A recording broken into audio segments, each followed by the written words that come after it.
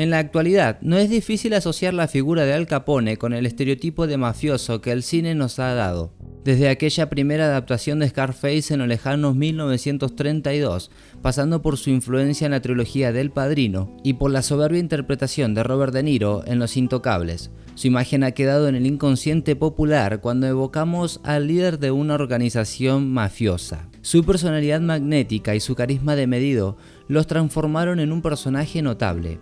Además, sus historias no solo están llenas de sangres y balas, sino también de momentos icónicos que han sabido dejar huellas, tanto en la historia criminal de Estados Unidos como del mundo, casi como las cicatrices de su rostro. Imborrables, Capone siempre insistía en que lo fotografiaran mostrando su perfil sano. Si bien su tarjeta de negocios decía que era un simple vendedor de antigüedades, era un secreto a voces que la forma en que se ganaba la vida estaba muy lejos de lo que se conoce como lícita, lo que lo llevó a estar en la lista de los más buscados por el FBI.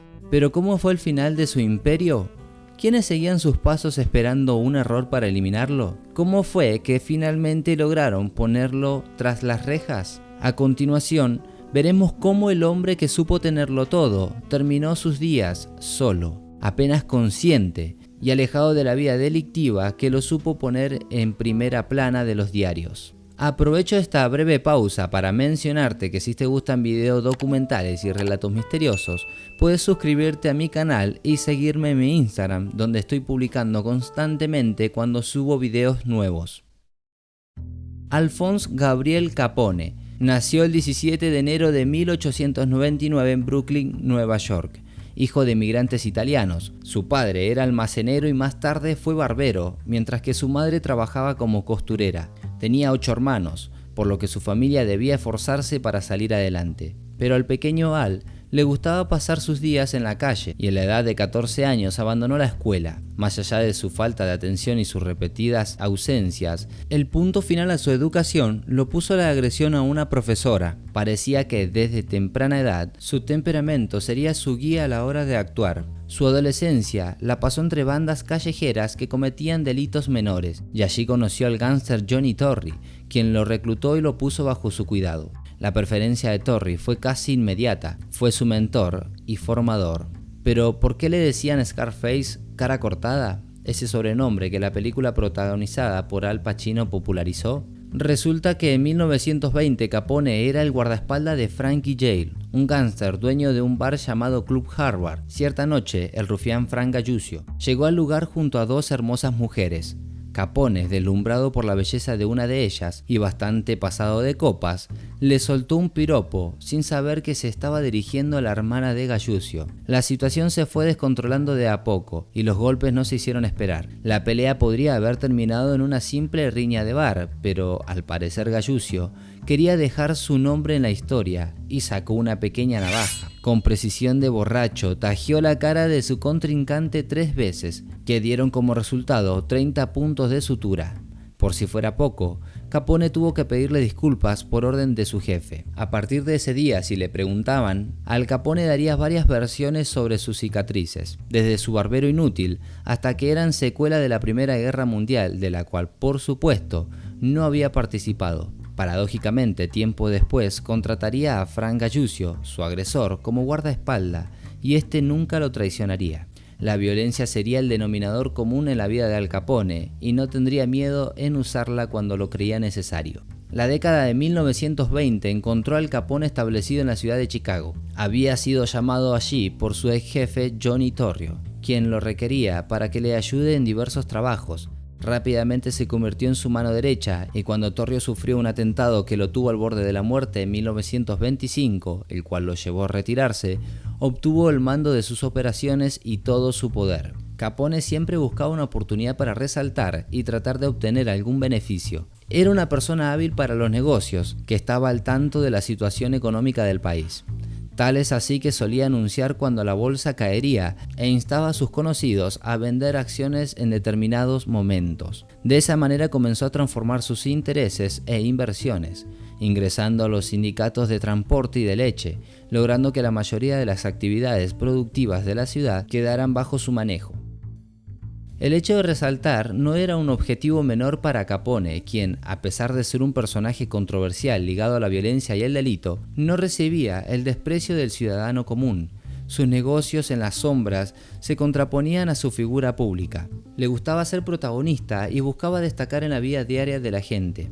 Para ello se valía de su carisma y de su facilidad para mostrarse en los medios. De hecho, muchos periodistas habitualmente recibían sobres de su parte para que las notas en los diarios lo describieran con benevolencia. A Capone le gustaba ver su cara en los periódicos, que sus frases formaran parte de titulares grandilocuentes. Fue un personaje mediático antes que el concepto existiera, lo que explica que haya sido mucho más conocido que otros mafiosos de su época. Además, se apoyó en acciones demagógicas para ganarse a la opinión pública, como por ejemplo, repartir alimentos y leche para los más necesitados durante la Gran Depresión del 29 que asoló a Estados Unidos. Se presentaba como un hombre generoso que podía reemplazar las falencias del gobierno, organizando eventos como ollas populares, entrega de regalos navideños y donaciones a diversas instituciones de beneficencia. Pero no debemos olvidar que Capone fue un asesino. Si bien su persona fue romantizada en numerosas películas y novelas, se le atribuye haber ordenado cerca de 300 asesinatos. Sus crímenes siempre quedaban impunes, ya que al momento de dar culpables, las autoridades se encontraban con una organización en la que nadie hablaba ni delataba a sus compañeros. Esto se debía en parte a la lealtad y al código de honor que había entre gángster, pero también a que hablar de más significaba poner en peligro la vida. Se dice que Capone tenía comprado alrededor del 60% de los policías de la ciudad al momento de mayor apogeo de su imperio, lo que incluía desde simples novatos hasta jefes máximos. Además, su soborno llegaba a los jueces, fiscales y jurados. Se empezó a hablar de la llamada amnesia de Chicago, una epidemia la cual ironizaba sobre cómo los testigos que debían declarar contra mafiosos de repente olvidaban cualquier detalle relacionado a sus acciones. Al Capone era implacable y quien tenía la desdicha de convertirse en su enemigo conocía de inmediato su ira y su ferocidad.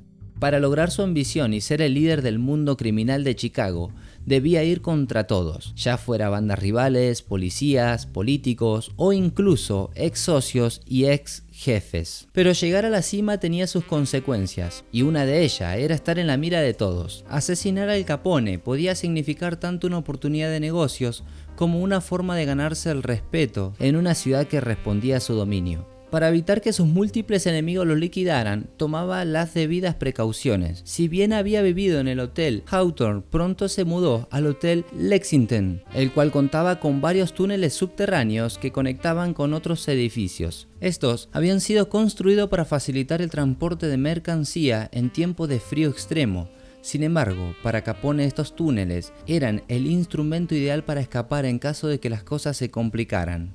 Además, la seguridad estaba reforzada y organizada hasta el más mínimo detalle. Tal es así que incluso el respaldo del sillón que utilizaba estaba blindado. Cuando salía del hotel, fuera cual fuera la circunstancia, iba rodeado por 8 guardaespaldas, los cuales oficiaban como una especie de escudo humano. Estos hombres estaban todo el tiempo con él. Siempre iban armados y montaban guardia en los alrededores de su cuarto, literalmente durmiendo en la puerta del mismo. Capone tampoco descartaba la posibilidad de que alguien quisiera envenenarlo, por lo que el cocinero que preparaba su comida debía hacerlo bajo la custodia de algún hombre de su confianza. Una vez preparado el plato, debía probarlo delante de su jefe. Para trasladarse utilizaba un Cadillac que pesaba 7 toneladas, un verdadero tanque blindado, íntegramente a prueba de balas y con un paragolpe que no se abollaba. Tenía además un dispositivo en la luneta por la que podía sacarse el cañón de una ametralladora. El vehículo costaba el equivalente de $250.000 actuales, y cuando Capone dejó de utilizarlo, el auto pasó a formar parte de una comitiva de la seguridad del presidente norteamericano Franklin Roosevelt. Una verdadera paradoja sobre el poder de los mafiosos en aquellos años, el cual llegaba a superar a figuras políticas. A mediados de la década de 1920, Frankie Yale era conocido como uno de los gángsters más poderosos de Brooklyn. Además de sus numerosas estafas, había incursionado en la extorsión laboral y en los muelles. Le había dado trabajo a Capone como guardaespaldas, pero para la primavera de 1927, la larga amistad entre ambos comenzó a debilitarse. Como fuerte importador de whisky canadiense, Yale suministró gran parte de la bebida a Capone y controlaba que los camiones con destinos a Chicago atravesaran Nueva York de forma segura. Recordemos que en esa época regía la famosa ley seca en todo el territorio estadounidense, por lo que el contrabando de alcohol fue un gran negocio para los mafiosos de la época. Pronto, muchos de los camiones comenzaron a ser secuestrados antes de salir de Brooklyn. Ante la sospecha de una traición, Capone le pidió a un viejo amigo de que vigilara sus envíos. De esa forma, no tardó en enterarse que, efectivamente, Yale estaba secuestrando sus camiones de whisky. Poco después de esto, el espía de Capone se dio cuenta de que su tapadera había sido descubierta y fue asesinado a tiros en una esquina en Nueva York. Pero no todo debía terminar mal, y en un último esfuerzo por enmendar la relación con su viejo amigo, Capone invitó a Yale a Chicago para ver una pelea de boxeo el 22 de septiembre de 1927. Si bien su visita fue lo suficientemente cortés, la amistad entre los dos ya no era igual, y cuando Yale emprendió el regreso a Nueva York, la idea de eliminarlo ya estaba instalada. Sin embargo, Capone recién pudo planear todo para el año siguiente. El domingo 1 de julio de 1928 por la tarde, Yale estaba en uno de los clubes cuando recibió una llamada telefónica. La persona que llamó dijo que algo andaba mal con su esposa Lucy, quien estaba en casa cuidando a su hija de 1 año. Frankie Yale corrió hacia su auto y arrancó, sin saber que otro vehículo con 4 hombres a bordo comenzó a seguirlo de cerca. Cuando se detuvo en un semáforo, Yale notó a sus perseguidores, lo que desembocó en una persecución desenfrenada. Si bien su automóvil estaba blindado, las ventanas no, por lo que una ráfaga de escopeta golpeó al jefe de la pandilla de Brooklyn en el lado izquierdo de la cabeza, mientras una bala de metralleta le atravesó el cerebro. Su auto se desvió y saltó la acera, estrellándose contra una casa. Al momento de ser asesinado, Yale llevaba un anillo de diamante de 4 quilates, así como también una hebilla de cinturón grabada con sus iniciales. Las letras de la hebilla contenían un total de 75 fichas de diamantes. Se decía que Capone regalaba tales hebillas de cinturón a aquellos a quienes admiraba mucho. A pesar de que muchas veces los territorios en los que trabajaba cada pandilla estaban bien definidos, la realidad era que las ambiciones y la necesidad de expandirse de distintos jefes generaba conflicto, por lo que en general no podían resolverse con el diálogo. Uno de los líderes criminales con la que Al Capone tuvo más enfrentamiento fue con Joe Aiello, un contrabandista siciliano que según la prensa era uno de los más duros del país. En 1925, Aiello no pudo conseguir el puesto al frente de la Unione Siciliana, una organización que controlaba gran parte del voto italiano dentro de los Estados Unidos. Culpó directamente a Capone por este hecho, lo que desencadenó la ruptura de un tratado de paz entre bandas de Chicago que había estado en vigor desde hacía bastante tiempo. Aiello se alió con otros enemigos de Capone y conspiró para eliminarlo en varias oportunidades. En una ocasión le ofreció dinero al chef de uno de los restaurantes favoritos de Capone para que pusiera ácido prúsico en su sopa, pero en cambio el cocinero expuso el complot. Como represalia, Capone envió un grupo de hombres a destruir una de las tiendas de Aiello con fuego de ametralladora. Más de 200 balas se dispararon en la panadería de los hermanos Aiello el 28 de mayo de 1927, hiriendo al hermano de Joe. Durante el verano y el otoño de ese mismo año, varios sicarios que Aiello contrató para matar a Capone fueron asesinados, a los cuales le ofrecía la suma de $25.000. Finalmente hizo correr el rumor en las calles y aumentó la suma a $50.000 para cualquiera que eliminara a Capone. Se sabe que al menos 10 hombres armados intentaron cobrar esa recompensa, pero terminaron muertos. En noviembre de 1927, Aiello organizó una emboscada con ametralladoras frente a una tienda de cigarros frecuentada por Capone, pero el plan se frustró cuando una pista anónima involucró a las autoridades. Aiello terminó arrestado y fue llevado a la estación de policía. Pero Capone no se quedó conforme con esto, y al enterarse del arresto envió casi 2 docenas de hombres armados para hacer guardia fuera de la estación y esperar la liberación de Aiello. Los hombres no intentaron ocultar su propósito allí, y los reporteros y fotógrafos acudieron al lugar para observar el esperado asesinato. La situación llegó al pico máximo de tensión cuando algunos pistoleros de Capone fueron arrestados cuando intentaban ingresar a la estación de policía. Fueron ubicados en la misma celda que Aiello y le dijeron que no llegaría vivo caminando al final de la calle. Asustado, el jefe criminal pidió clemencia, prometió vender sus posiciones y marcharse de la ciudad, pero los matones de Scarface rechazaron el pedido. Cuando fue liberado, Aiello recibió una escolta policial para ponerlo a salvo y más tarde no compareció ante el tribunal ya que su abogado afirmó que había sufrido un ataque de nervios. Aiello desapareció con algunos familiares a Nueva Jersey, desde donde continuó su campaña contra Capone, llegando a aliarse incluso con Frankie Yale.